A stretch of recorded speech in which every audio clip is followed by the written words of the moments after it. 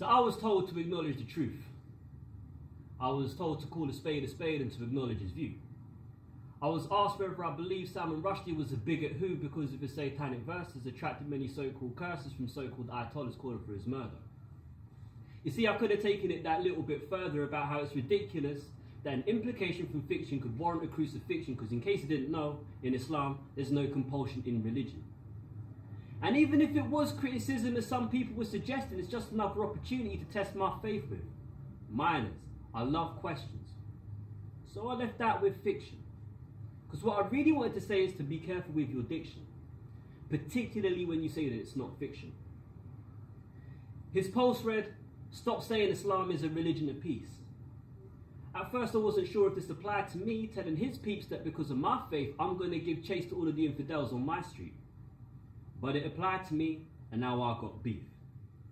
You see, you don't need to dig deep to see that Islam means peace, because Islam means peace. And if it didn't, I wouldn't be standing here saying my piece. Waging war with my pen waxing lyrical, because the jihad of the sword is over.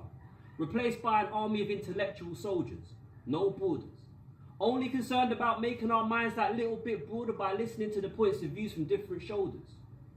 Revival of the fittest.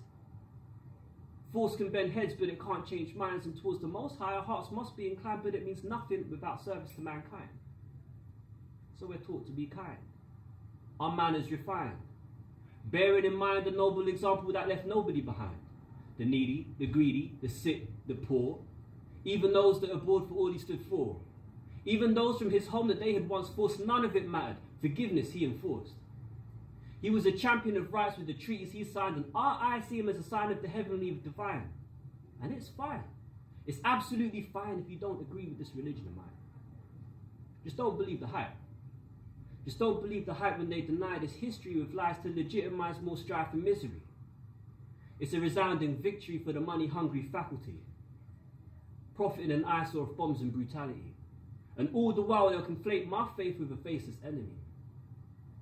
And it takes energy to stand up for what you believe in, but be careful, because what you've been reading has a profound effect on how you see things. And just because some are shooting in streets while they're professing in streets doesn't make them affiliated with me. Nah, fam, that's nonsense to believe. Because while you fast asleep after New Year's Eve, it's my people of peace that are cleaning the streets. So understand, there are those that are maligned, blind, following behind those that are armed to the teeth and dressed to the nines. The promises of a glamorous life. The lies of a predator is prerogative as part of the politics. It's never positive. You're selling them a purpose because their lives seem worthless. Where they come from, the sound of a bomb is far more familiar than any song, often leaving them stranded and deserted. Many are now converted to an ideology so perverted, they're just trying to make sense in all of these murders. But no matter which way you look at it, it's just senseless murders.